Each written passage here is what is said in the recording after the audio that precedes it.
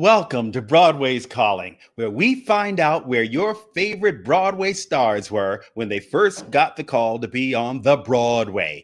Y'all, it only happens once, and we are here to get that story. This week, we celebrate the 10-year anniversary of the Broadway opening of Sister Act, the musical.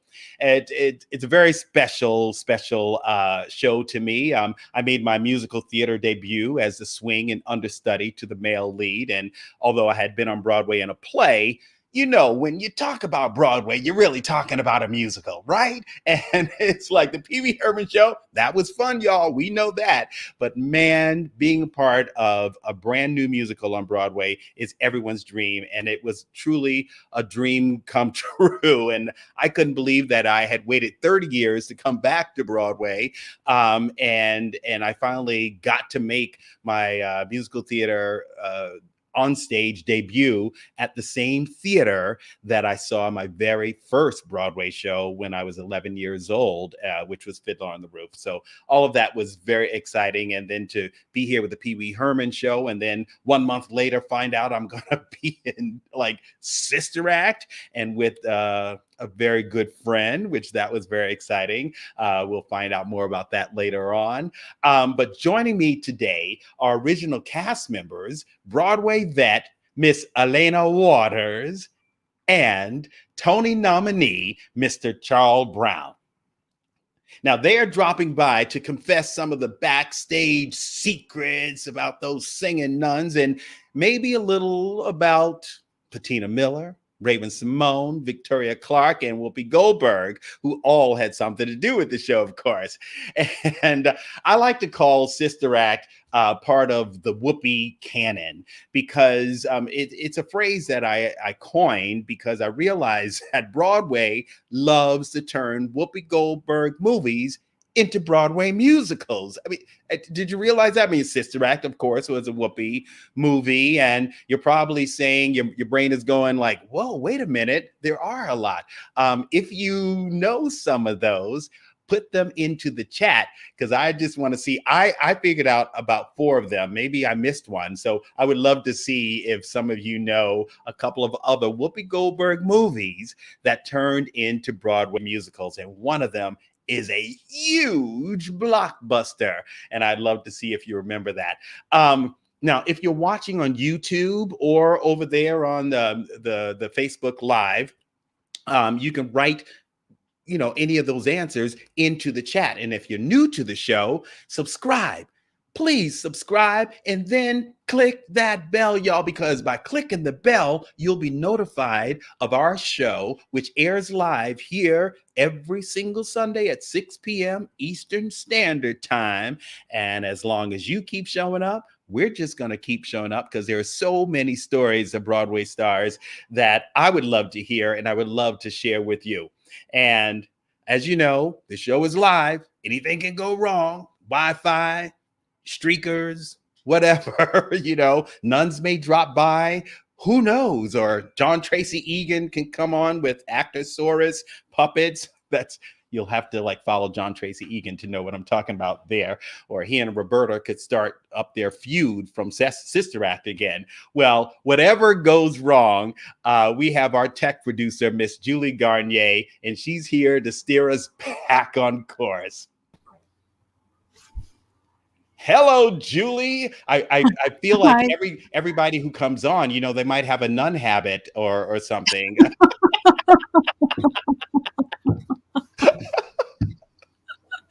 Oh, it's back there in my closet. Let me go grab that. I'll be right back. Okay. Yeah.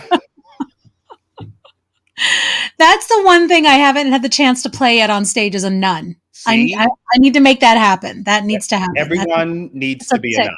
Yep. You and I have been talking a fair bit today, getting ready for this show. But the one thing I didn't ask you was if you've had the chance to recover from the Oscars last week. Oh, you mean the Glennies?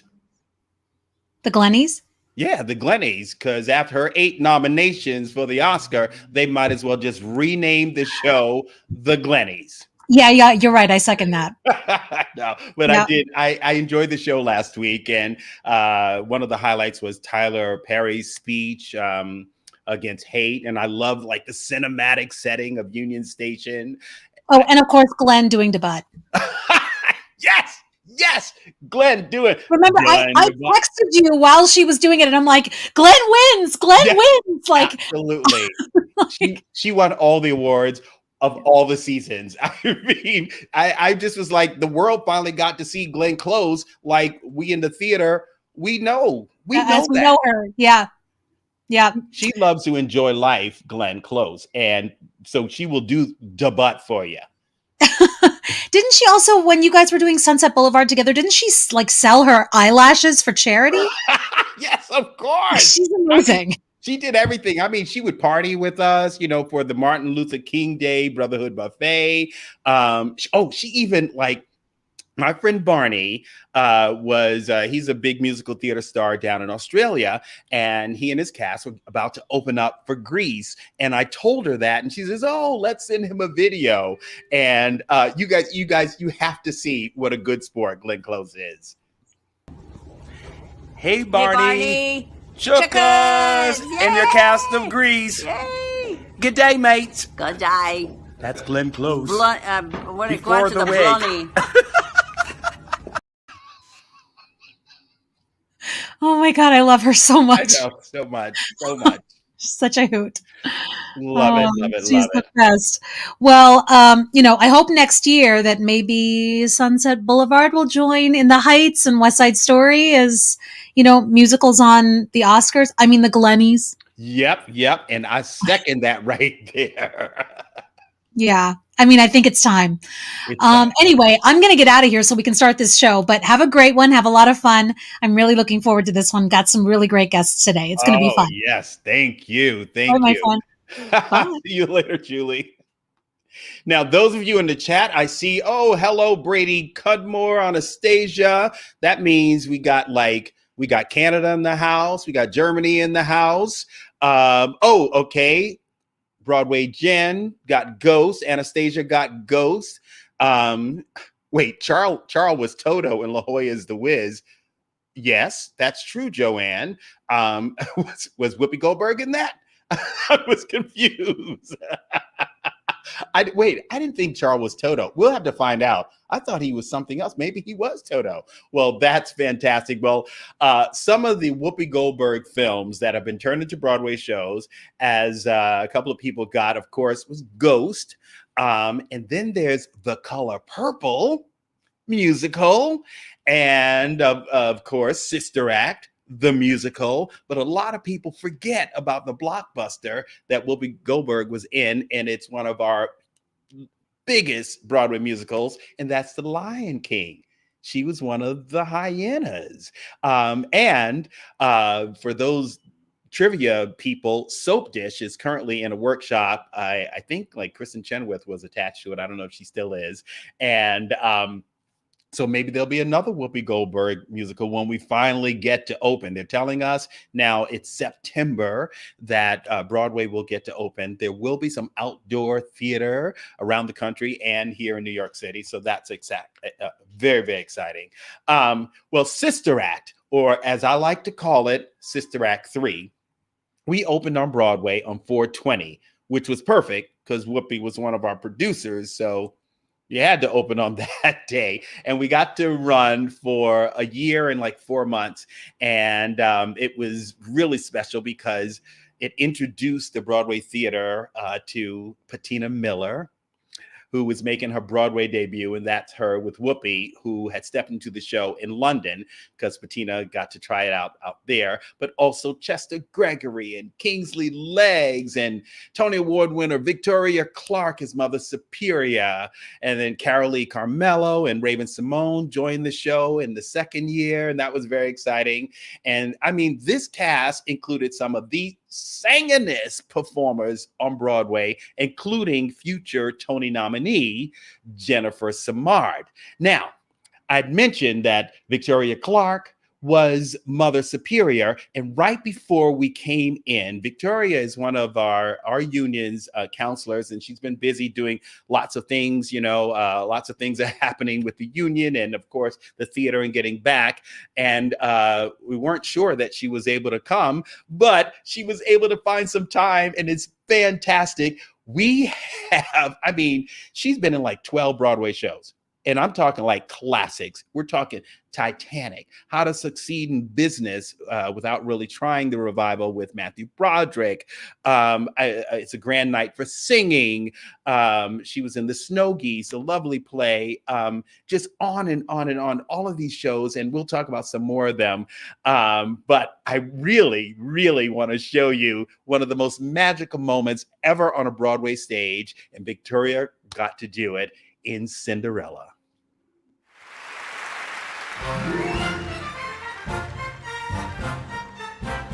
In my own little corner, in my own little chair, I can be whatever I want to be.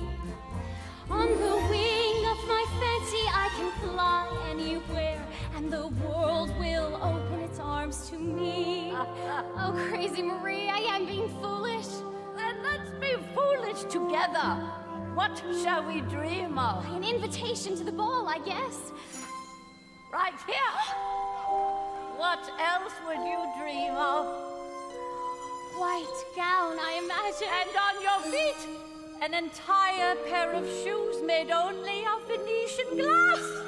Well, you are crazy, Marie. In order to do that, you'd have to be a fairy godmother.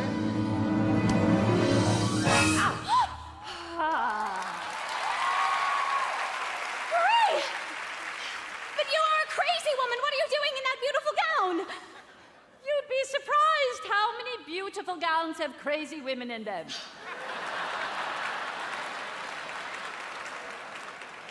And now, dear Ella, it's time to make all your dreams come true. The impossible. Impossible. Impossible! Impossible. Impossible.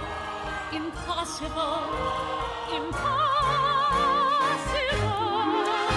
For the world is full of zanies and fools who don't believe in sensible rules And won't believe what sensible people say.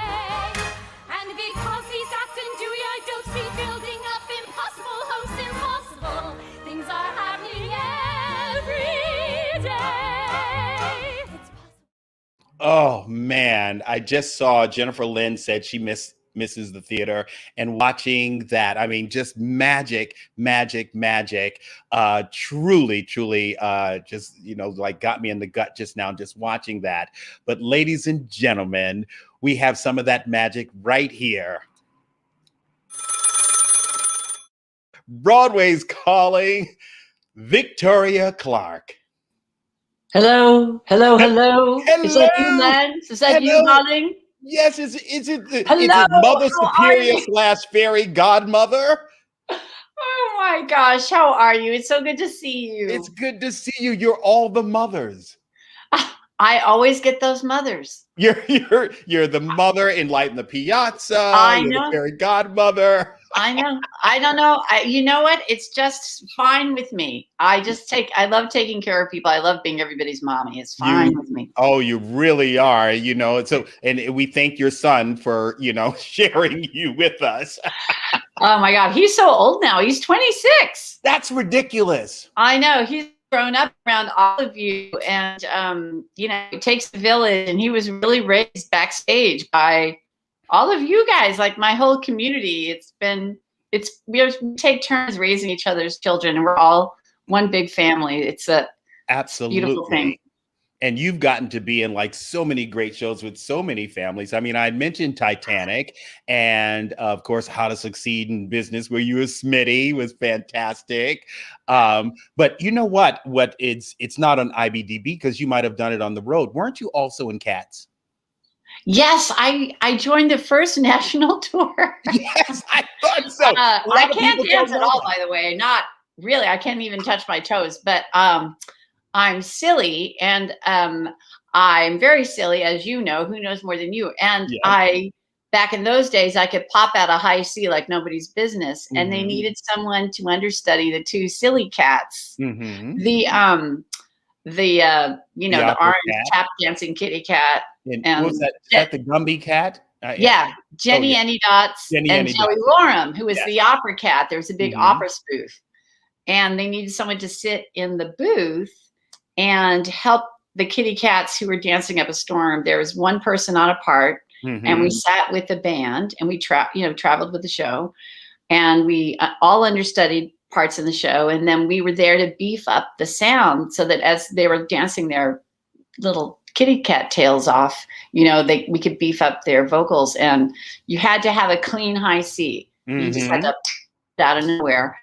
And they were desperate. I think they had lost somebody right away. And my dance audition was so funny. They just said, do you know what a soft shoe is? And I was like, I may look stupid, but at least I know, what a soft shoe is. So I just did one. I did one to the right, one to the left. And they told me, like, right there, we'll see you in Chicago, basically, like, booked in 2 days. Wow. I love that. I was also in the Cats chorus in the LA company back in 84 through 87. And who did you understudied Old Deuteronomy. And I was God, I bet you're incredible. It was crazy. I was only like 24, 25 years old. But Trevor Nunn said I had a lot of wisdom. So I'm like, okay, I'll go with that. You know more than I do. But what happened was I only sing the same song, and you teach a lot of singers. So you might tell them, don't listen to Lance. But I used to sing the song If You Believe from The Wiz, just sort of like this sort of smooth R&B. If you believe within your heart, you'll know. Just sort of like smooth. But they asked me to come in to understudy Old Deuteronomy, and I'm like, I don't sing like that. And Kevin Farrell and Paul, the musical department, they knew me from Radio City, and they said, sure, Lance, just come in. We just gotta see, everybody here in Los Angeles. I was living out there, and I was like, well, I only sing If You Believe. So I listened to the album, and I heard how Deuteronomy did it. And I was like, if you believe. And I was like, let's make up Old Deuteronomy's voice. And then they gave me the job too. So, your soft shoe, my impersonating Ken Page, basically.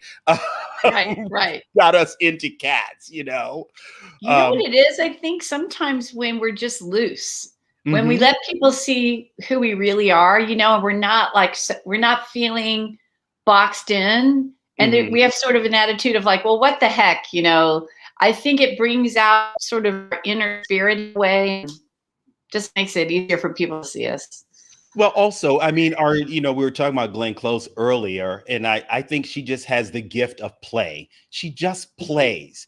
Nothing stops her. It was like, whether she's Norma Desmond or doing debut, she just likes to play. And that's like what we all need to constantly do. It's just play. Amen.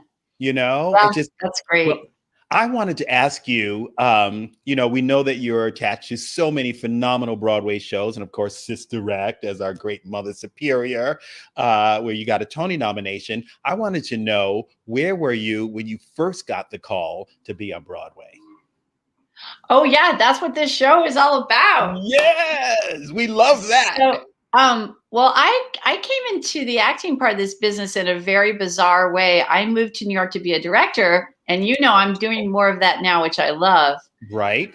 But I took a very long detour into acting, and I don't want to stop acting. But I was here in graduate school at NYU in the musical theater program, and one of the casting people had seen me do so many new projects because none of the writers wanted to present their material. So they would just throw scripts at me and say, do this, do that, do this, do that. So I ended up playing a lot of different kinds of roles and sight singing a lot of material.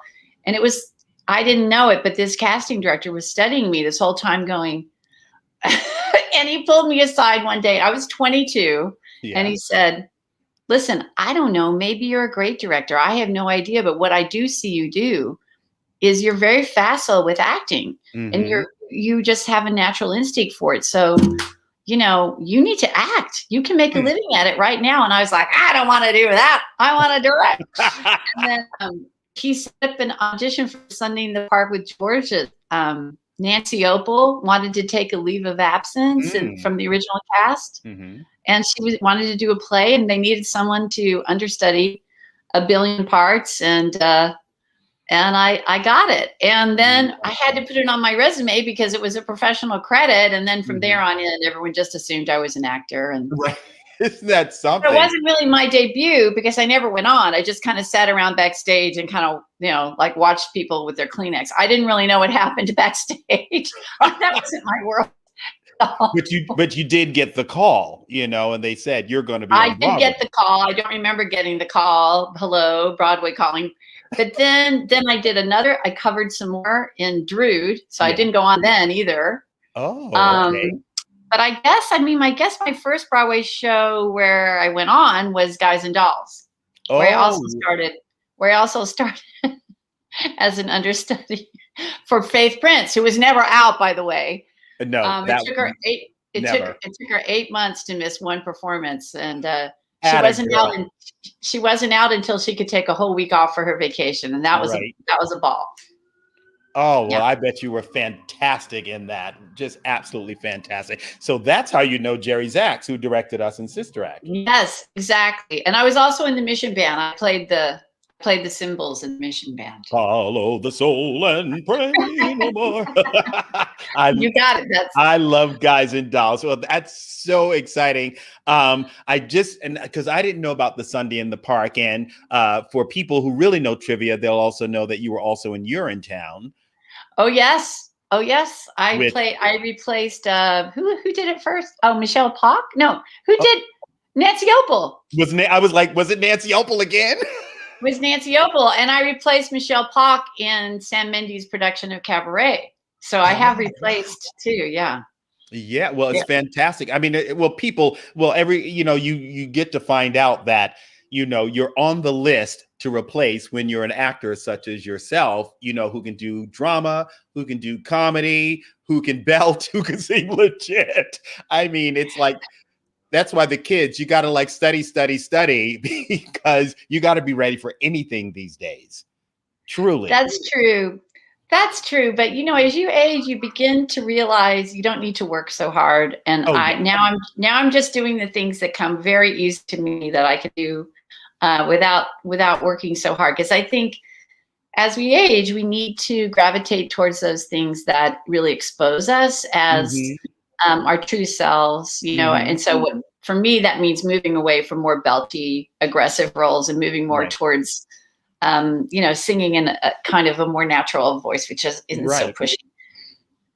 I mean, you were even talking about that backstage during Sister Act, where you were saying, you know, you're at a certain age and you would think that the high notes, but you said that the high notes were easier. The low notes were like, you know, almost made you dizzy. You're like, I need to sing high. Yeah.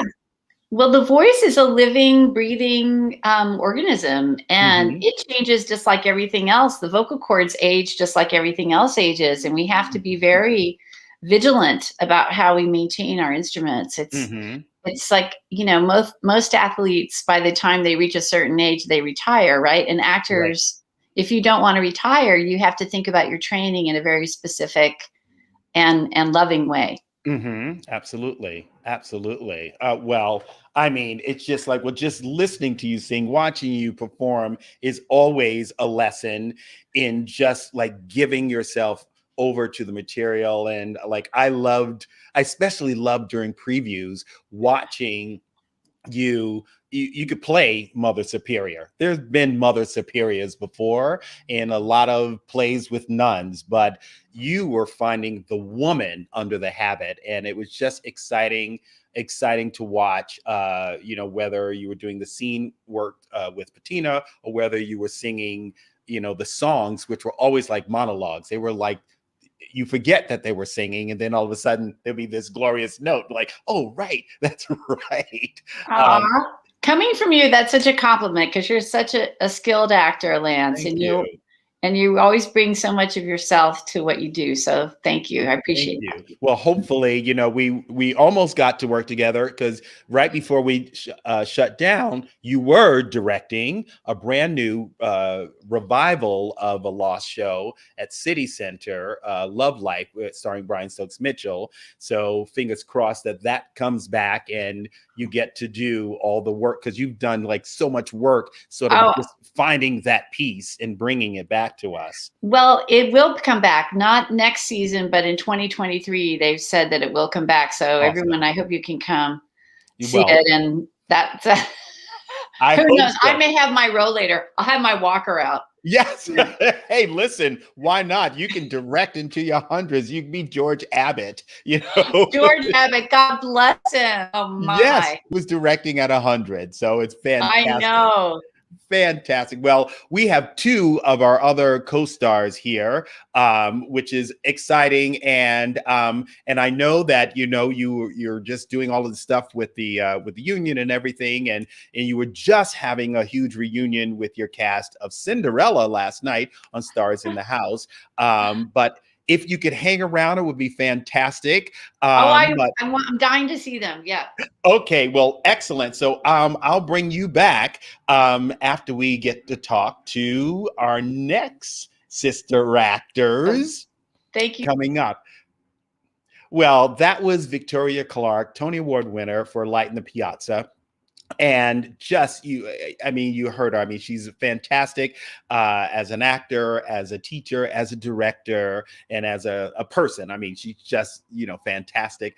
But coming up, I wanted to talk about two of these people who are in Sister Act with us, because our music in Sister Act, if you know it, it was written by the great Alan Menken of Disney and Glenn Slater. And we had a brand new book for Sister Act the Musical, written by Douglas Carter Bean. And the show was set in Philly, and it was during the 70s, and the score sort of captured like the Philly sound and gospel and Broadway R&B and the emerging sound of the era. And this was Alan Menken, y'all, disco. And here are the Nuns jamming. Performing Raise Your Voice, please welcome the insanely talented Tony-nominated Patina Miller and the fantastic company of Sister Act.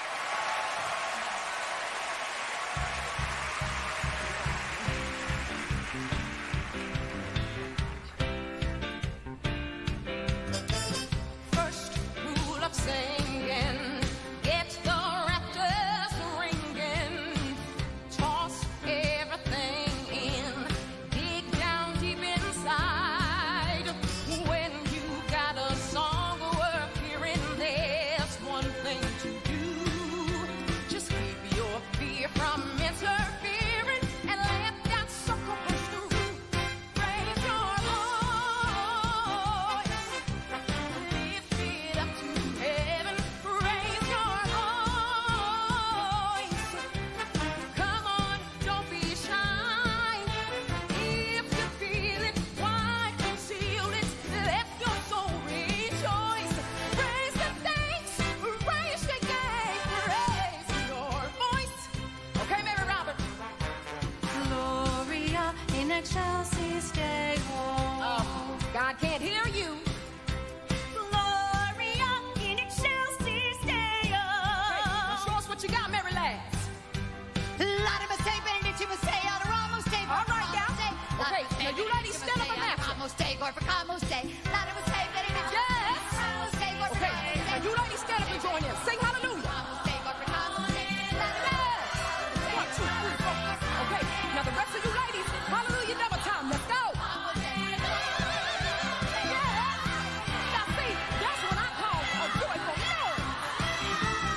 Solus Dominus, solus altissimus, Jesu Christe in gloria de Patri.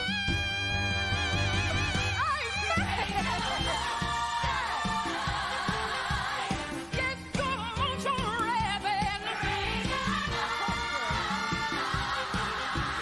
Let your free flag fly. Don't you fight it. Why not ride it like it's gospel?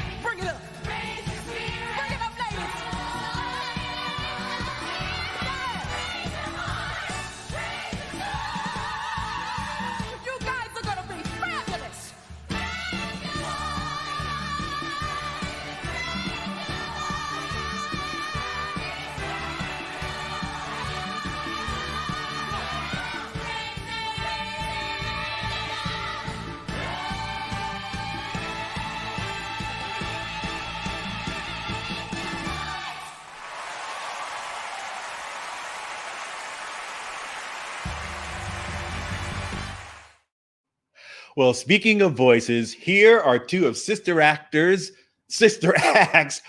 finest voices.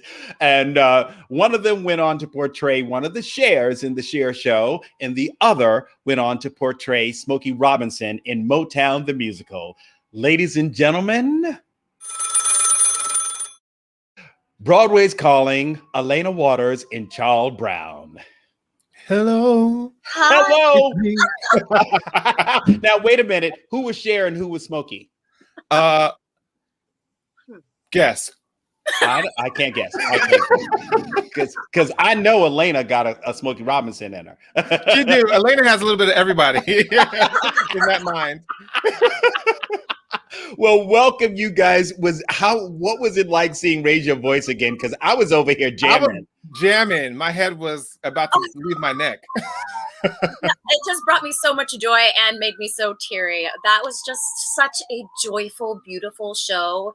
With our cast was truly a family, and my experience of the whole company at large. You walk up and down the stairs in that theater, and there's laughter on every floor. I miss us so much. God, we were such an incredibly crazy little family with all the backstage antics. Oh my God.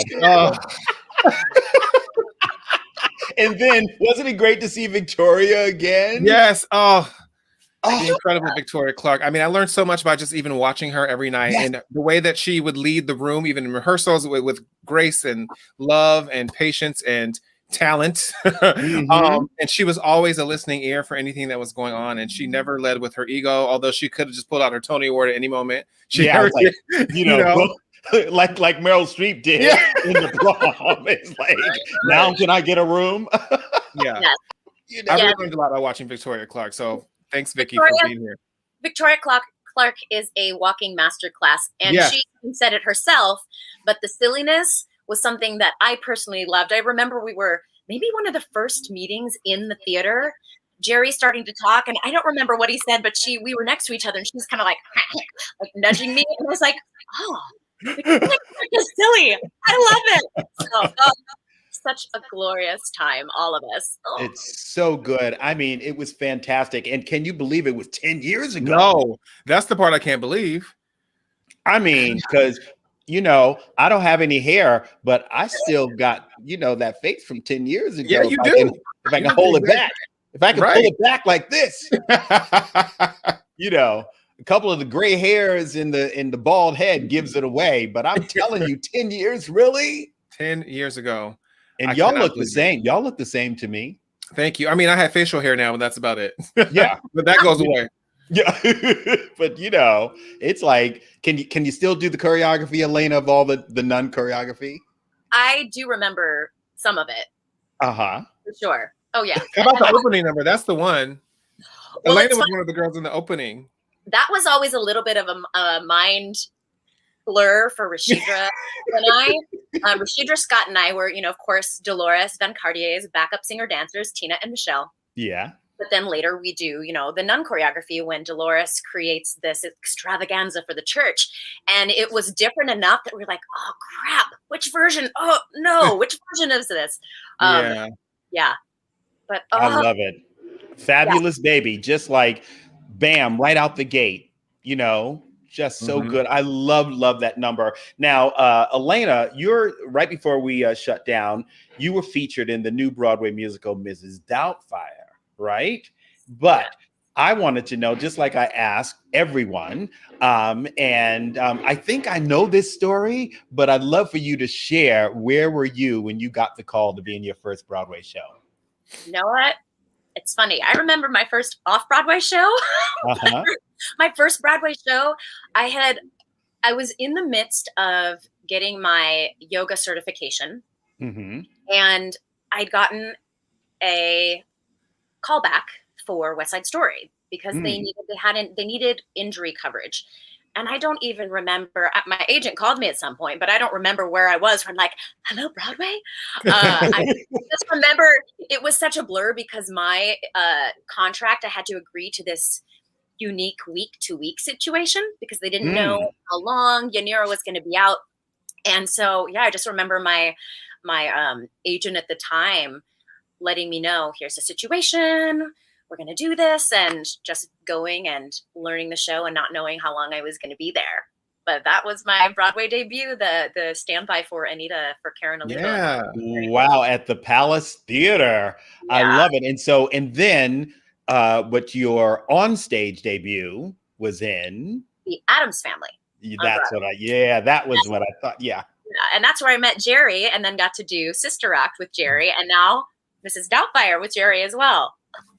I tell you, that's so fantastic. Now, Charl, I've known since he was 22, which was a couple of years ago. Just a couple of years ago. We met when we were doing Ragtime out west, and we were actually both at the final callback for Sister Act. So we know what your Broadway debut was, Charl, but yes. When you finally got the call, what was that like? I will never forget. I was walking down the street. I lived in the East Village at the time. Mm-hmm. I had a great callback, obviously. I remember in the callback, Jerry got up from behind the table and shook my hands. Oh. So I was like, okay, well, I think I got that one. But like, you know, I had never booked a Broadway show before, so I didn't know if he was saying, you know, nice job, kid, but you're not going to make it, or you know what. And I think they made me sweat it out for probably 2 days. Mm-hmm. It was a random day. I remember sometime in the fall, and I was walking to my apartment. I remember exactly where I was, and my agent called me and told me, "You're going to Broadway," and I fell into the streets and I cried all the way home. What? I love it. Luckily, I was only like a block and a half away from my apartment, but I literally like went. I wanted to tell everybody on the street. I was like, guys. I was the crazy man that day. I was like, I don't care. This is a moment I will never forget. I mean, and now something interesting about you getting your Broadway show.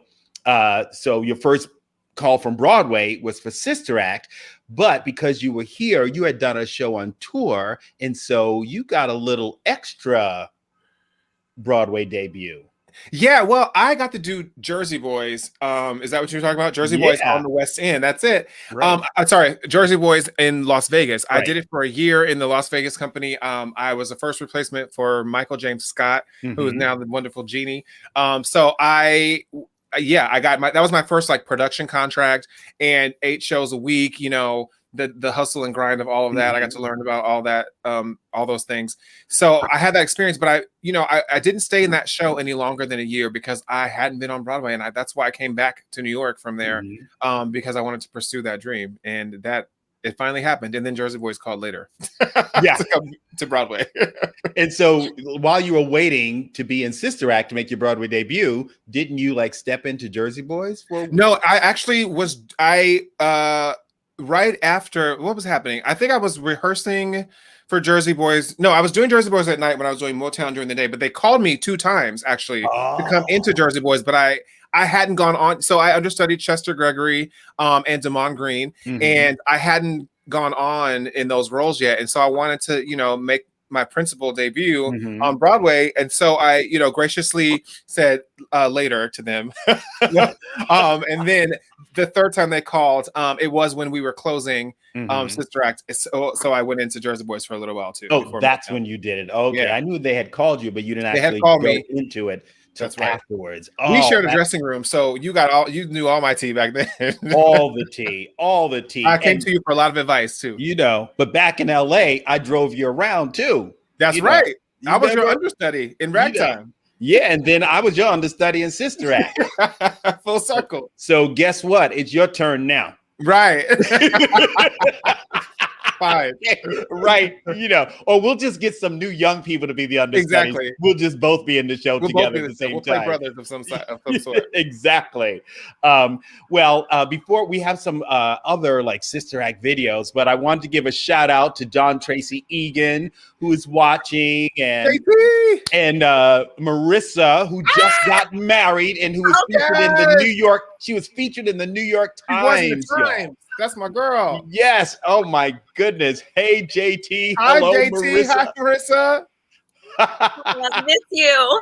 That's very exciting. Well, we have some cool videos coming up later on, but Aléna came up with a great idea. Oh wait, hold on. Jeff Saver, one of our musical team. Yeah. Oh my God, most fun job ever. He says, love you guys. Can't believe I got to share this with you. And we loved working with you, Jeff. Amen. Oh man, that was fantastic. Aléna came up with this great idea because the show has been closed, for a few years now, but there was some cool merchandise that we got while we were doing the show that you can't get anymore. And so Aléna came up with the idea. She said, maybe we can auction off the merchandise that we have. And I actually have some brand new merchandise even, and we would raise money for one of Aléna's favorite charities. And Aléna, why don't you tell us about that charity? Oh, Covenant House. Yeah. Yes. Covenant, they help with homeless youth, providing help to get them back on their feet. There's housing, there are job training and education and help with young mothers. And I have a little collection of favorite charities, but they're just doing such great work. And especially with this pandemic, we want to really support those of us who don't have as much as we do. And so Covenant House, it just seemed cute in my head. So well, I think that sounds cute. It's cute. It's a great idea, and as actors, that's sort of what we do. We try and do what we can to help other people, because so many people help us and they come to see us and support our art. So Broadway's Calling graciously will accept donations for these, but we're going to do it as a live auction. And we're going to show you these fantastic things that Aléna has donated. And then I found in my little Sister Act copy. It's very exciting. Now, many of you may go, oh, I don't want to bid on anything, but these are fun things. And Sister Act, the musical, is done everywhere. So if you know friends who are going to do it at their high school, community theater, college, or summer stock, maybe you'll get some of these items, and then you'll have a unique gift to give them that you can't get anywhere else. So I would love for you to, we're here live, and share the show right now. Share the video. If you're on Facebook, say, watch this video now. Have a watch party, or you can send the people over to the YouTube, because we're there on YouTube. We're always on YouTube, even after the episode airs today. It'll be in perpetuity. So fans of Aléna and Victoria and Charl, they can just come and see their Broadway star on YouTube all the time. So I hope you think about, sharing it. And I do want to say that I personally will pay for the shipping anywhere in the United States of America. But if it is an international, we'll ask you for an additional $20 on top of whatever you bid. Only because I found out the hard way that, international shipping costs a lot of money. So, but hey, $7, $8, per item, I think is worth it, for the Covenant House. And if we can raise some money. And so the items, we'll start them at $20. And I'll tell you what those items are going to be, because there's some good ones. And then we'll go up in $10 increments. And then you can bid in the chat throughout the show, and then we'll come back, because Victoria, I think, is coming back and to say hello to Charl and Aléna. And all I need you to do, if you want to be a part of the live auction, just email us over at info@broadwayscallingtv.com, and all you have to do is say, hey, this is my name, Lance Roberts, and give you your phone. 818-555-55555. So just info@broadwayscallingtv.com, your name and your phone number, and then we can confirm when you win and make sure that you get your cool item that I will send to you. So we'll keep the bidding open till the end of the show. So let's talk about some of the things. And then Aléna, you don't even know, because I paired your items with some of the items from me, and then I came up with these gift packs. So, and then I have something for us. I call it the Saints and the Sinners. Okay, now the saint both of them, they both have T-shirts from Aléna that she was given to do special events for Sister Act, and she wore them for those events, and she held on to them. And I guess you've like cleaned them now. They're clean. They've been folded in a drawer, but they're clean. Yes, so they're ready to go out. But I do say they are both smalls. But if you don't have like, someone with Aléna's Broadway body or a kid to give it to, a bunch of people I notice are like now framing T-shirts, because everyone has the Broadway show posters, but it's rare to have like some of the T-shirts from the closed shows. So you go to like Urban Outfitters and they have those album frames. And you put the T-shirt in there and you can preserve it. And so you have the logo, you have the T-shirt, and it's protected. And it's a great item to have. And then you'll have a story to say, this was Aléna Watters, this is Aléna Watters T-shirt. This ain't just no normal T-shirt. Mm-hmm. So I'm gonna talk about the Saint gift pack. Has a white T-shirt. And it has holy water. You saved that? Yeah. And you'll get a Sister Act pin in That's the Saint. And I'm actually wearing the pin. I don't know if you can see it. Is that water from opening night? I have the pin on. It's unopened holy water. It's unopened holy water. I have one too, but mine is starting to evaporate. Oh, there's the shirt. I love that. Now, the center gift pack is the black T-shirt. Sexy. And a keychain. And what's good about the keychain, it has all these charms. It has a fabulous baby on it. Sister Act has a note, and then it has the red shoes.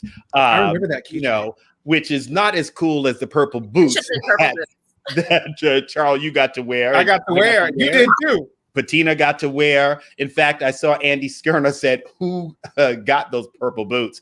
I know for a fact that those purple boots were $900 a pair, and they held on to them because they are renting them out to all the Sister Act. Amen.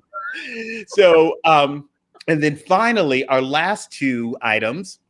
One is the Nun mug, which this is a rare item. That is the front and the back, says raise your voice. It's a tall coffee mug, and it's, of course, in the Nun colors, and it's so cool, but they only sold them for a short amount of time at the show because they sold out, and then they didn't make them again. And then the last item is something that is dated with our opening night, 4/20/2011, and 4/20. You know what I'm saying? What that's about. This is dated, and on the back it says, "Nothing matters more than love," which Mother Superior said that. And so this is a dated mug, and I have one of those and one of the Nun mugs, and that's it. And so go to info@Broadway'sCallingTV.com. Start putting in your bids and realize, remember that it's for Covenant House, and we want to help these homeless teens get food, get off the street. And so we're going to start the bidding at $20 and going up in $10 increments. And I'll be checking the chat. But while you're choosing to figure out which item that you want, and this is for you, for Victoria, for Aléna, and Charl, I guess me too, because I was in the show as well. Andrea Boyer, who does our Broadway Bites, came up with a salute to Sister Act's 10-year anniversary for us. And so check out what Andrea made for us this week.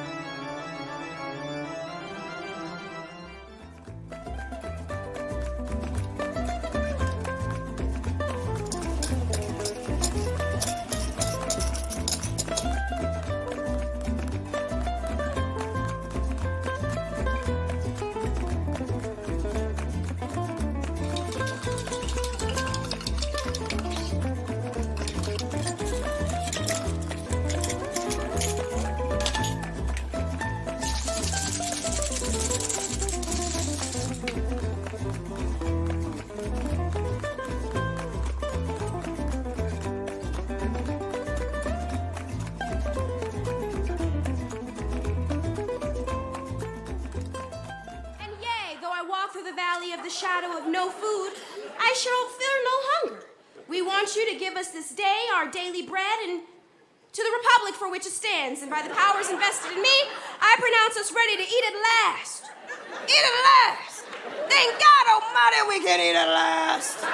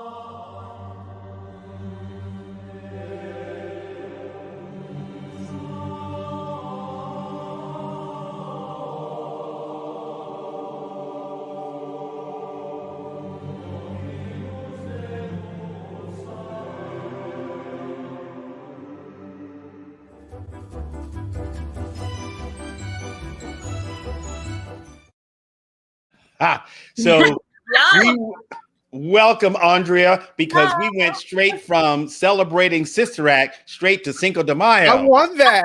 Me too. I want it. We got to make that for Cinco de Mayo next week. Right? Okay. Coming up.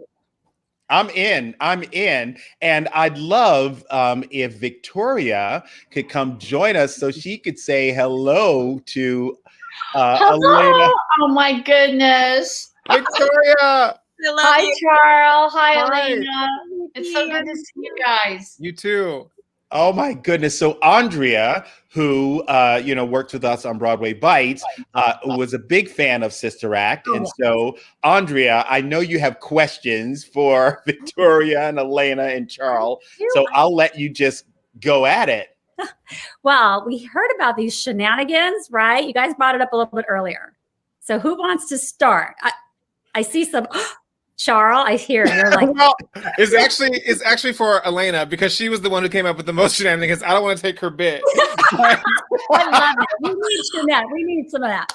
I don't know if I came up with the most shenanigans because I mean JT, Roberta, Marissa, that whole clan and all the backstage ridiculousness. But I did come up with some pretty ridiculous business in the form of Tell who it is. Mind your business. This character named Teetsy, who Damon Green, we were in the midst of rehearsal blocking the Chester Gregory song, I Could Be That Guy, like about to go into it. And Wendy James and I were in the back as, we knew we were going to be bums that ended up dancing. And it was after lunch. I had some Trader Joe's chocolate of some sort in my pocket and was, like itching and biting. And Damon Green, after on a break, was like, who was that? And started asking me a bunch of questions. And so I started making things up. And at some point, I was kind of running out of things to say. And I just told him, mind your business. So mind your business. And that became Teetsy, Tiffany and Teetsy Jenkins, her line. And backstage, I would sneak up behind folks in this crazy hat and just kind of. And a whole demeanor. Oh, yeah.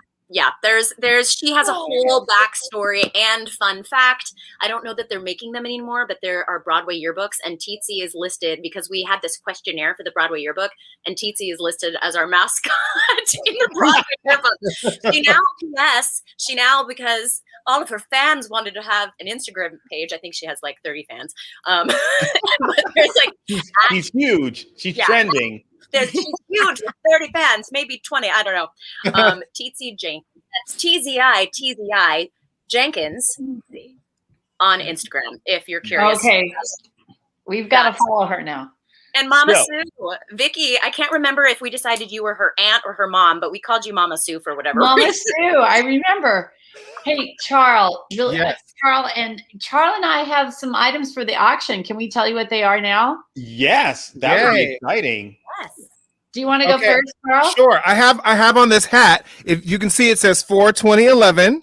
Uh-huh. That was our opening night. And it says Queen of Angels. Now, Queen of Angels was the bar where I walked in as the drag queen and was mistaken for Dolores Van Cartier. And and hilarity ensued. And it led to a fight transition. So this is a hat that commemorates that. And I've been holding on to this forever. I never get to wear it. And so I figured if anything, it can make some money for the Covenant House. So it's one that's very dear and near to my heart, but I'm willing to let it go to raise some money for Covenant House. So, oh my goodness. So all you guys have to do is, I don't know if I was clear before, is that you'll just put your bid right here in the chat so we can see what you're bidding. And just to make sure that you're a confirmed bidder, you will email us at the info@broadwayscallingtv.com with your name and your phone number so that we know who you are. So when you win, we can contact you. So, in Victoria, what do you have? I don't even know what these are. I have a souvenir program from opening night that is in pristine condition. This is back in the day, you guys, when they made gorgeous souvenir programs. And it has the original cash sheet from opening night. The date's right here. The opening night. I don't know if you can see it, but with the date opening night. And then it even has like a center section. Let me see if I can find it. Oh, that opens out. Look at this. Check it out. Oh, wow. That's gloriously Broadway. And I'll autograph it. Autograph that. So that can go to whoever wants it. That's really fun. Oh my goodness. Mother's Day is a week from today. And I will let this go. This is, look what it says, Superior Mother. And it has Sister Act on the back. It was part of the merchandise that we sold in front of the house. And it's Mother's Day, a week from today. So if anybody wants to bid on this. I got my mom that one year for Mother's Day. Donating it. It's a large, but it's been through the wash a few times. So it's more like a medium. Well, I think this is fantastic. And it's like, these are items that they're not sitting around, they're not at the Playbill store. You can only get them here at signing up at info@broadwayscallingtv.com. And we're raising money for Covenant House. And it's so fantastic that you guys are like donating these things. They will be around. Julie is frantically making new graphics during the show while she's like pressing all the buttons. She could probably get a picture if you just hold it there. She's a whiz. She's a tech whiz. She's also an actress and a singer. She was in Come From Away. She's a fantastic actress. Yes, and this is something that as we all had to pivot during the pandemic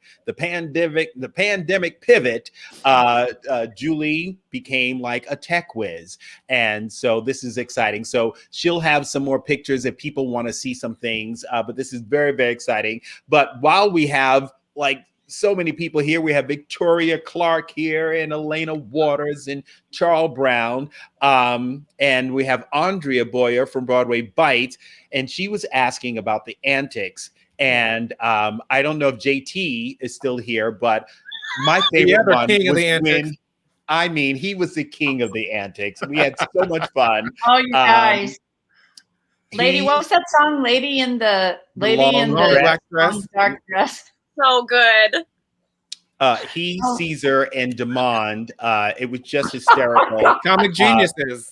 Just so good with those high falsettos. But the time that JT like shrink wrapped all of Roberta's things in her dressing room was still a classic.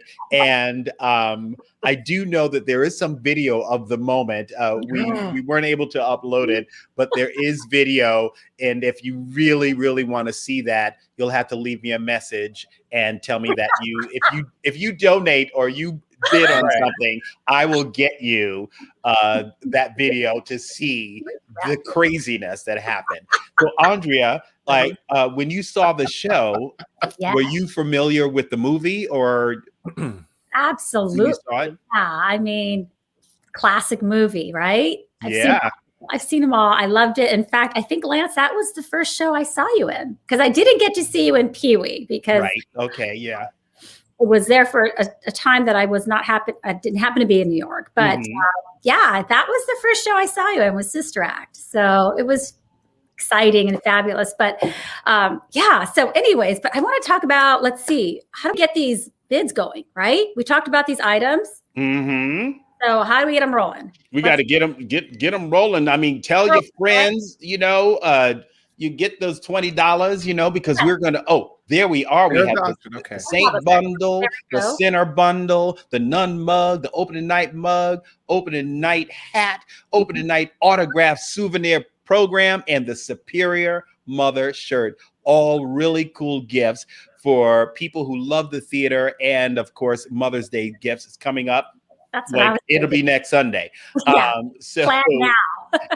and it will be so exciting. I think, you know, just to know that we are helping the Covenant House, you know, raise money. You know, people, they're getting back to work, and $20 just a small amount. And I might have to get that hat from Charl, because I know Charl, he wants this opening night mug. We might have to do a trade. We might have to do a switch, right? You know?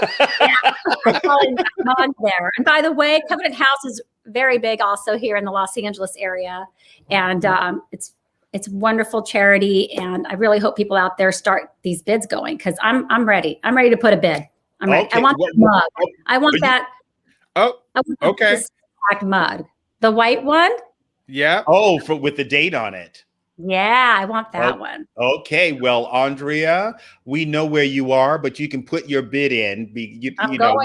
You know, everyone else needs to leave their name and their phone number at our info@Broadway'sCallingTV.com. But Andrea, I know where to find you. But while people are bidding and everything, I would love to know. I had a question for Charl. Because Charl, you got to play Sweaty Eddie, and something that I noticed while we were doing the show, there are not a lot of young African American romantic leads on Broadway. I don't think there are any, to tell you the honest God truth, who aren't, you know, traumatized. He was this policeman, and he loved Dolores. Or an animal. And he was, you know, he was. Would you say what kind of animal? I said, or an animal. Or an animal. Yes, we get to play the animals. Right. So, I mean, with, like, you know, we're thinking about, you know, the type of theater that we're doing these days. Have you, like, considered, like, wait a minute, I got to play, you know, one of the few romantic leads as an African-American who is actually African-American. No non-traditional casting. He was written as an African-American. What was that like? And have you given that any thought? You know, Lance, that has always been sort of the plight for me, especially because I tend to play romantic leads, and being an African-American, it generally only comes in the times when it is, God bless it, non-traditional casting. I've gotten to play a lot of roles, you know, that weren't traditionally played by Black characters, but this was, like you said, the first time a romantic lead written for a person of color. And for that to be my Broadway debut, and the first time I ever got to step on stage in a lead role, or actually, I guess, turn onto stage in a lead role on the donut. I will never, that meant more to me than I could even put into actual words. But especially at that time too, when we weren't having the conversations that we are having now, you know, upon the pending return of Broadway. So it definitely felt like, you know, this was a shining rock in this, you know, vast void of sort of leading men roles, which is what I, you know, had gone to school learning basically how to do, because I was luckily went to performing arts school, as you know, in San Diego, California, and I got to play lots of leading roles that I never probably thought I would get to play later. But because of that experience and having that training on Broadway, I've since gone on to play other romantic leading roles, you know, such as Captain Walker and Tommy, even, and, you know, things as of late. And it really opened my eyes into what could be. And I'm glad to see that now we're having these conversations and talking about how we can make it a little bit more equitable, and not just colorblind casting, but also telling stories of people of color in the actual narrative. So I'm looking forward to doing that more as we move forward. Well, it's very similar to, you know, Victoria, you were saying about how, you know, it's like you get to a certain age and you want to tell these authentic stories. And it's like, you know, long time ago, an actress at 35 was like, oh, what do you do? it's like, but now, I mean, how do you feel like the roles of women in the theater who are over 35? Do you think that there are roles? Because I know you played a great role in Light in the Piazza when you won the Tony Award. Do you find that there's more roles of women who are over 35 of substance? I do, and now that I'm directing, I'm trying to create more of those, right? Because I think our culture is, besides sidestepping a lot of incredible BIPOC folks, this has to stop, and it's going to stop. It's really going to open up now, I think, in ways that we've been wanting it to for decades. And also we need to stop being so ageist. We need to really, we're culture, as a culture, we're very dismissive of our elders in general. And I think as much as possible, I'm committed myself as a member of a creative team to really blasting some of those barriers down and seeing stages being populated more that look like the world and the way it should be. So I've committed myself to that. Amen. Hallelujah. So let the choir say amen. Amen. I have to run to an equity meeting right now, actually. I hate to leave you, young people. You're all so beautiful. Well, thank you for stopping in, and then I will be in contact with you about getting the shirt and the autographed souvenir opening night program for whoever wins this. And if these things don't go today, what I will probably do is just let me know. Yes, since we'll have the show running, because we want to get the money to Covenant House, and absolutely. So we will probably keep the bidding open. You say what, till Wednesday? You think? At least. Okay, Wednesday midnight. So that gives everybody a chance to say, y'all, we got to go help the Covenant House. And here's the way you can do it. And there's some cool things. So Victoria Clark, I thank you for stopping by. And we thank I love you guys so much. Love you, Vicky. Good to see you. Love you guys. Oh, God bless. Take good care. Thank you. And also to you. Bye. P.S. I don't know if you saw in the chat, but Al says she wants the mug, $50. I think she has started. Okay. All right. Okay. We got it. We got it going. Hey, Ben Clare from London, England. Oh my God. Hey, Ben Clare. That was our associate choreographer with Anthony Von Last. Love to see you, Ben. Oh my goodness. Well, I love it, you guys. Before we wrap up, and I did, I have a couple more questions. I wanted to know, Charl, because I still haven't gotten over running in those purple boots. But you did it. You did it every day. How did you not fall over? First of all, I haven't either. Second of all, I still have a little bit of soreness in my leg from it. I had to go to physical therapy for that. Exactly. Second of all, and then I don't know if you guys remember this, but when we were in tech, when we were teching that scene, the Queen of Angels bar scene, they made me put on the boots in my rehearsal clothes, but I had to wear the boots, and sometimes we wouldn't even get to my entrance because we'd be working on because it was the last bit, it was the last comedic bit that served the transition into the next scene. So I had really came on at the last minute, and then it was a sight gag after that. So I would have to be standing around in those boots for all day because I was on, the rehearsal sheet, and then we didn't get to me. So me and those boots, we really have a very special relationship. I liked having them on for the minutes I was on stage. Other than that, it was a mess. Oh, I know. It was just like the first time I went on for you, and I don't know why you called out, but I had never had a rehearsal in the boots or with the makeup, and I was freaking out about how to put the makeup on. And was I on for somebody else? Maybe I think that's what it was. You were on for somebody, because I don't think you missed. I mean, because I don't miss shows now. You were on for Chester.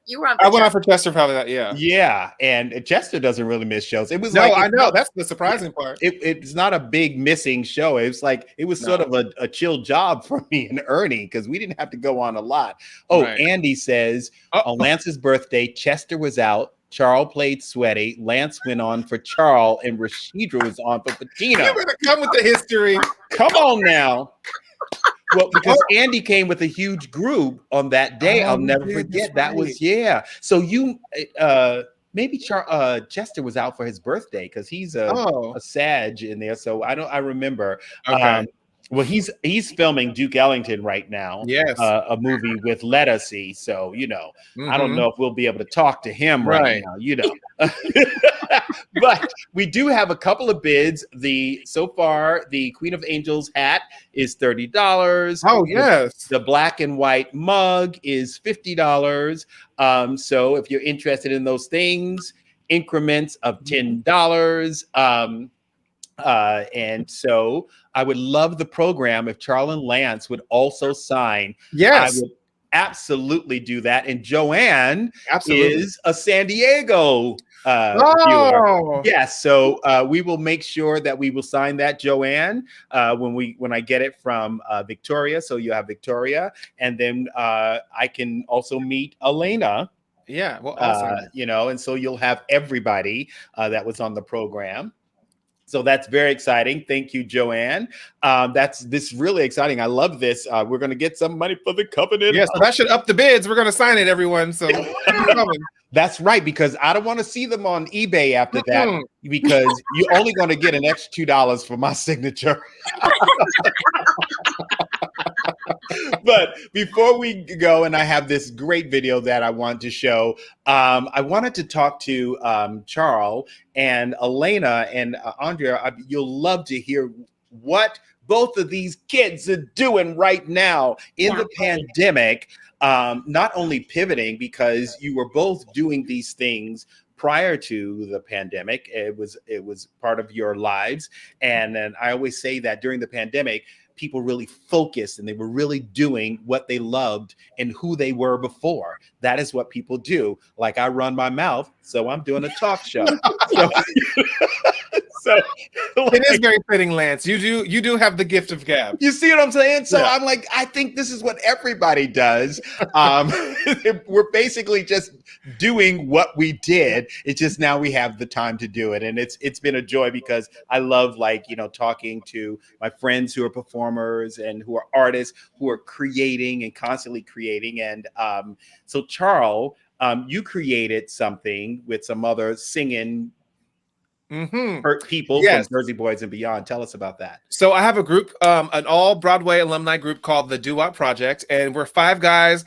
We sing classic doo-wop, and then we also doo-wopify, a term that our bass man Dwayne Cooper came up with. We doo-wopify pop songs such as Adele and Sam Smith and Maroon 5 and all sorts of stuff like that. And you have Valerie online, right? Valerie, the Amy Winehouse Valerie. Yeah. So we've been touring the country and actually the world. In fact, we went to Beijing in 2019, in the summer of 2019. We played the Blue Note there in Beijing, and then lo and behold, we came home and we just got out there in time. That being said, we did a couple of virtual concerts during the lockdown. Live virtual concerts are a lot of work, ladies and gentlemen, but it was totally worth it. We got to still connect with our audience and get together and sing again. But we're coming back to live audiences beginning this month. On the 23rd, we'll be in New Jersey, but it will be at a drive-in event hosted by the Queensboro College and one of our presenters there. And then you can check our website, thedoowopproject.com, for our list of tour schedules, and more things come in, weekly as things start to open up and people start to be comfortable with having us travel there again. But we're also, for you in LA and in LA County, we're going to be playing the Disney Concert Hall December 22nd. What? In Los Angeles. Yes. Then we'll be doing our Christmas show then. So stuff is happening again. That's amazing. See, you took that little Tony nomination and you turned it into something, y'all. Come on now. And the Tony nomination, in case people don't know, was for his fantastic portrayal of Smokey Robinson in Motown the Musical. That's right. Yeah. Which, oh my goodness. So good. Sometimes I'll see a picture of you as Smokey, and I swear it's like Smokey. I mean, I didn't realize you looked like him, but you also can sing like him and talk like him. That's fantastic. And so that was very exciting. And we were all proud and excited when you got that Tony nomination. And it was really a great moment. So also, Charl, so if we go to the Doo-Wop Project, we will find out the information about the drive-in concert also? Yes, that will be probably the first date that's on our, if you scroll down to the list of dates, you can also check us on Instagram and Facebook, the Doo-Wop Project for both of those, or at Brown Charl on Instagram. All right. Okay. Well, I love it. I love it. And then, you know, and if you get a little nervous, I think Aléna probably can help you because she helped me. I was one of her clients for her breathing workshop. And she kept asking me about it. And I was like, I don't have no time to stop and breathe. You know, I'm busy. It's a pandemic. I'm trying to get guests for a show, look at videos, you know, so I can show the videos on the show. And she was like, you know, okay, I just need like an hour. And I was like, okay, all right. So I was in my room. I set up my camera because she was going to be looking at me breathe. And y'all, I'm telling you, I swear that it cured the pandemic because I felt so good. I had so much energy and it was just breathing, and she's doing it with you. And this was virtual. This wasn't even live. Like you're going to be doing it live, right? Eventually. Yeah. Yeah, eventually. But this was just virtual and it worked. And I was lying on my bed and I knew that like around 45 minutes had gone by, but I was like, I think it felt like 2 minutes. And then I was like, oh, I hope it's not over because this is really good. It really I felt like my whole body was aerated, like the oxygen got into the blood and it moved through my body because I mean, I know this spot, like I go like this, you know, there's always like spots that we hold on to. But all of a sudden, I just felt like the air was going everywhere and I was one line. I wasn't like jagged, ooh, ow, ooh, hump, ooh, what's that hump? Oh no, that's just my fat stomach. No, but then it's like, no, but it was like, but it was really cool. And I love for you, Aléna, to talk about it because people, I'm telling you, I'd never heard of it, but I think it's like really cool and it's really relaxing and meditative. And it's great coming from an artist because you understand intentions and, you know, what we desire. And I would love for you to. She also used to give us yoga in between shows too. So Aléna is very well versed. Yeah. That's right. We used to do company yoga usually on Tuesdays. I missed that. Yeah. Yeah. So part of my mission in life is joy spreading. And, you know, for me and for many of us, being on stage and being able to create an atmosphere where people are taken away from their troubles, or maybe they didn't have access to feelings and we were able to help through a show them to access release of sadness or whatever. To me, it's a healing process, the arts. And so I also am interested in other healing arts, like we were talking about, like yoga, breath work, embodiment work and such. And as far as breath work, that Lance, I was so glad that you finally were willing to give it a shot. You know, we don't really, we breathe. We really take, we take advantage of our breath. This thing that when we go to bed, we just assume we're going to wake up in the morning. It just, our body does that for us. But when we're able to consciously breathe, we're really able to, one, it's good for our immune system and stress relieving. And like you were talking about, Lance, energizing. Yeah, absolutely. It depends. There's so many types of breathing styles and it depends on the intention. But even in the pandemic, something that we need is nitric oxide. And we can actually produce more through conscious breath, a little bit more through the nose than the mouth. But that is something that we can also do for our health during this pandemic. If you are having issues with that, conscious breath work, which is something that I, along with a variety of healing modalities, I have created healingwaters.com. Little play on word, Aléna Watters, Healing Waters. Love it. And our bodies are made mostly of water. So, you know, you want to get a little spiritual hydration in there. So yeah, if anybody is looking for support in private practices with breathing or yoga, eventually I'm doing a certification for coaching. Come on over to the Healing Waters and I'd be happy to be your guide. I love that. And I'm telling you, you want to look into it and try and book Aléna now, because, you know, in September, we don't have exact dates, but she's in one of the most anticipated new Broadway musicals starring Rob McClure, Mrs. Doubtfire, the musical, directed by Jerry Zach. So, you know, somewhere between September and the spring, we don't know exactly, you know, but you know, as I'm finding that so many performers who were available are starting to like just do projects. So, and it's like, if you hear of a great idea like this, jump on it, because I really dug it. I thought it was cool. You know, I'm sure I'll do it again. I just found it was because it was like a Saturday, and I really was reluctant, y'all. I did not want to be like just lying there and breathing and having somebody, you know, look at me in my phone, you know, while I'm breathing and I'm pushing my stomach out. I'd spend my life holding my stomach in. What is her problem? But it was great. Is there something quick you can kind of show us? Because that's fascinating. My big thing is I can't relax on vacations, and it's I can get up and go. I'm not one of those people that can sit on the beach. I can't do it. Like after 30 or 40 minutes, I'm like, I got to get up and do something. I got to get moving. But is there something that we can do, like maybe when we're in our car? Because that's always a stressful part, right? Whether you're driving to an audition, there's traffic or whatever it is, or maybe, you know, on the subway and you're moving and you're like, oh my God, you know, what's something we can do? Something super, super, super simple one. And again, there are so many different techniques, but something super simple for just wanting to relax. You can, well, you know, dancers, we do like to count if you're a dancer, even singers. So we'll just stick it with the singers, like a measure of 4, 4. We're going to inhale for 4 and exhale for 4. So you can just inhale through your nose or mouth. Inhale 2, 3, 4. Exhale 2, 3, 4. Inhale 2, 3, 4. Exhale 2, 3, 4. We're going to add a hold. Inhale 2, 3, 4. Hold 2, 3, 4. Exhale 2, 3, 4, and hold at the bottom. Hold 2, 3, 4. And you can play with the amount of time you decide to do that. Especially if you were to do an inhale of 4 and an exhale of 6 or 8, when we are able to have elongated exhales, that is stimulating our the vagus nerve, our parasympathetic nervous system, the rest and digest part, and that helps us to relax our system. Same if you ever notice when you're happy, at least this is for me, I'm kind of humming. Humming also stimulates our vagus nerve and gets us in a more relaxed state. So you could even play with inhale 2, 3, 4, exhale with if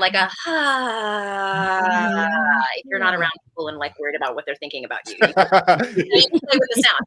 I mean, in the subway in New York City, you know, there's so many crazy people. You could just do it. Like, whatever. Right. Yeah, but just playing with your breath, being really conscious about it. Same with when you're eating. We're like, of course, I could talk about this for hours. I'm fascinated though, because that's what I did during the pandemic. You know, Lance, you said you talked. I ate. Right. So we could eat the same healthy meal, but if we're eating in a like cortisol, stress, parasympathetic mode versus taking time to take a few breaths before we actually start eating, our body will digest it differently. We're in a restful state. Yeah, versus the like, you know, which is the avocado after, which is easy to do. So yeah, using the breath, we don't really think about it. We really take for granted of it. So I urge everybody watching now or in the replay to just give yourself time to inhale and exhale. So simple, but such great advice. And like the little banner says, for more information, healing-waters with 2 T's.com. And you can talk to Aléna and maybe like find like something to help chill you out. I know Andrea probably is going to check it out. As a mom and a wife and a business person, you know, there's a lot of, you know, fires. Yeah, exactly.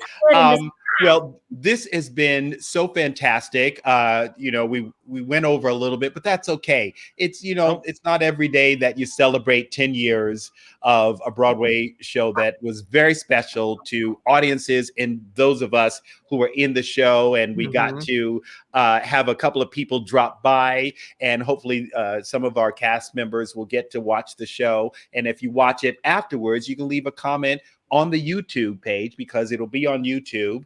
And also we are going to leave the items available until Wednesday at midnight. So again, tell your friends, because we want to get some money over to Covenant House.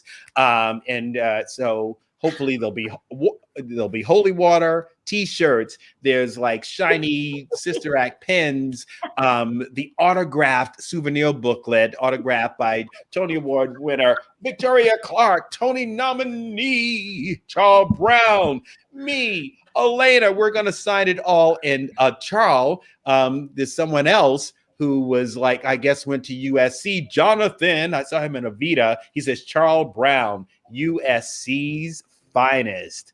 Ha na, na, na, na, na. Fight on, roll that sea. Yes, I love it. Well, it's been fantastic. Thank you all for watching. We know there's so many like web series and podcasts and just like binging, great television. So anyone who watches us, we really, really appreciate that you stop by, and we really love it when you tell people about our show so that we can grow. We're about to go on location, and Andrea's going to come here. We're going to do a Broadway Bites, on Broadway. And breathe before I eat, I promise. Yes, we'll breathe before we eat. And then it's very, very exciting.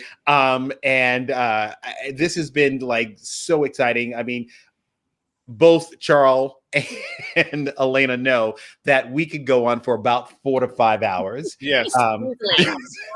Easily. So, but I know, and we have. But I would love for some of you to hang around, because we do have a fantastic video of the cast that I want to show you. But I wanted Aléna and Charl to give the backstory to this video. This is the video. I'm going to show the video when we were on the Thanksgiving Day parade for our show. And but prior to that, we almost didn't make it. You just go chime in and tell what happened. It was freezing. It was raining. It was raining. It was freezing raining. There were no umbrellas. Yeah. Patina and Chester were in trash bags. And there's these other cast stepping off buses with like these company like rain. Like, right. And we were in trash bags.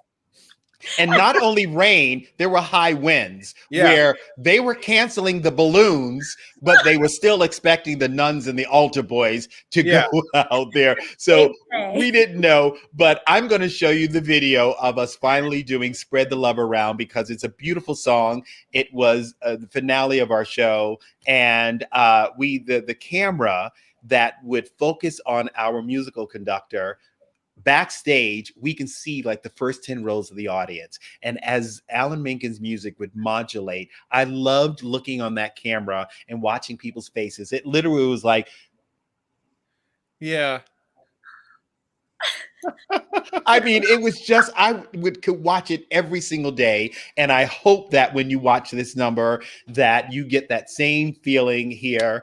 And you guys, thank you so much. Thank you, Andrea, for making our holy guacamole for our 10-year anniversary. And thank you, Charl and Aléna, for coming by. And thank you, all the sister actors and actresses who chimed in, and our musical department, Jeff Saver, and all of you. And like I always like to say, stay safe, stay sane, keep a little Broadway in your life. I'm Lance Roberts, and who's that up there, lovely lady? Aléna Watters. And Charl Brown. And Andre Boyer. And I say to all of you, peace, spread the love around.